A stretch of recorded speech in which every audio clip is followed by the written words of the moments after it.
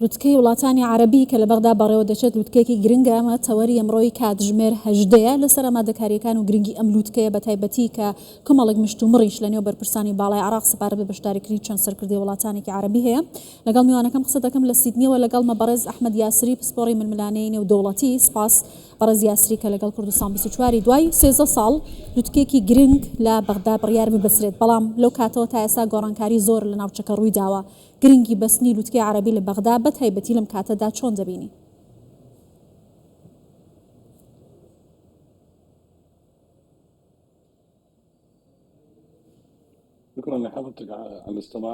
بەڵێ زۆر سپاس بۆ ئێوە بۆ میوانداریکردنمان. بەڵێ لوتکەی عربی لوتکەیەکی زۆر گرنگە، ڕووداوێکی گرنگەوە لە ساتێکی گرنگتریشدا، لەبەرەوەی ناوچەی ڕۆژهەڵاتی ناوەڕاست بەگشتی پێویستی بەوەیە کە ڕۆڵێکی گەورەتری لەلایەن وڵاتانی کۆمکاری عربی تێدا بگەردرێت. دابەشبوونی هەڵوێستی وڵاتانی عربی لە نێو خۆیاندا کاریگەری نەرێنی دەبێت و هەندێک گۆڕانکاریش لە نێو وڵاتانی عربی بەڕێوە دەچێت. و ئەوەی کە بەسەر فەڵەستینیەکان هاتووە لە لوبنان، لە غەزە و لە سووریا و هەروەها ڕووبڕووبوونەوەی ئێران و ئیسرائیل کە ئیسرائیل کاریگەری لەسەر وڵاتانی عربی هەبووە، کۆمەڵێک ئاڵنگاری لە ناوچەکەدا هەن پێویستیان بە ئامادەکاری گەورەیە. گرنگە عراق بە ڕۆڵێکی کاریگەر بێتەوە ئەو نێوەندە. عراق وڵاتێکە کە کۆمەڵێک وڵاتی عربی و کۆمەڵێک وڵاتی دیکە دەورێداوە، بە نمونە لەگەڵ کوێت و وڵاتانی کەندا و سنووری هەیە و کاریگەریشی لەسەر دەریای سوور و ناوەڕاست و کۆمەڵێک دەواازەی بازرگانی هەیە. کاتە دەبێت عراق بەرژەوەندی خۆی لەگەڵ ئەو وڵاتانی یەکلایی بکاتەوە، دەبێت ڕۆڵێکی گرنگش لە ناوچەکەدا بگێڕێت، ڕۆڵێک بێت کە ساتەکە بقۆزێتەوە بۆ خۆی. لەبەرەوەی ئێستا ڕۆڵی ئێران لە پاشەکشەدا و ئەکرێ عراق لەم نێوەندە دەبێتە پێش. بەڕێز یاسری دەگوترێت کە ئەم لوتکەیە تاقیکردنەوەی دیبلۆماسیە بۆ عراق. ئایا سەرکەوتنی ئەم لوتکەیە ئەتوانێت پێگەی دیبلۆماسی عراق لە ناوچەکە بەهێز بکات؟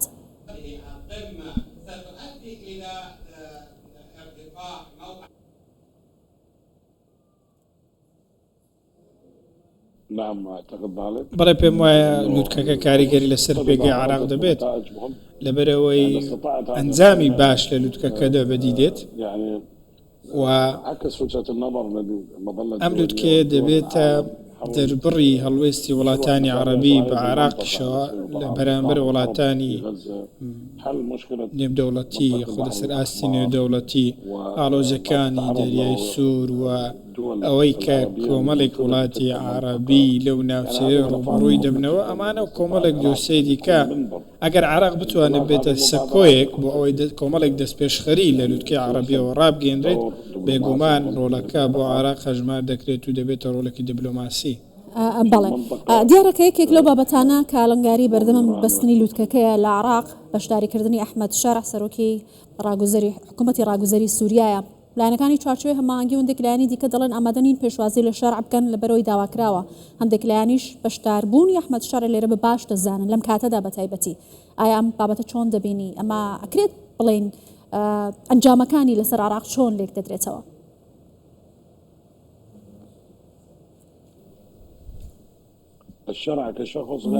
ئەحمەد شەرع وەکو کەس وەکو تاکە کەس پێشوازی لێکراو نییە لە عراق و ئەگەر نوێنەرایەتی خۆی بکاوەکو تاکە کەس بێگومان پێشوازی لێکراو نییە. بەڵام ئەحمەد شەرع ئێستا جیاوازە لەبەرەوەی نوێنەرایەتی دەوڵەتێک دەکات. ئەحمەد شەرع وەکو سەرۆک کۆماری سووریا دێتە عراق و ئەمە جیایە و دەبێت پێشوازی لێ بکرێت، لەبەرەوەی تۆ پێشوازی لە وڵاتێکی هیدراوسێ دەکەی، بابەتەکە پەیوەندیدارە بە وڵاتانی کۆمکاری عربی نەوەک بە هەڵوێستی عراق بەرامبەر بە تاکە کەسێک وەکو ئەحمەد شەرع. شتێک نییە داواکاری عراق بێ و ئەوانەشی کە لە کۆمکاری عربیدان باشە شتە دەزان.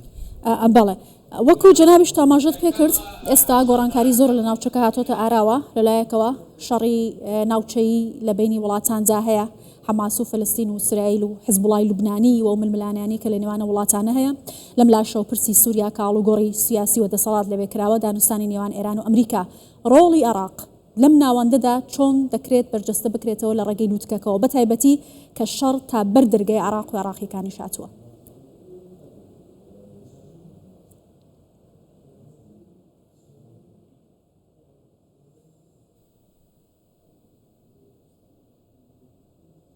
نعم العراق يعني يمتلك أوراق في لبنان وفي تركيا عراق كومەڵێک وفي سوريا کارت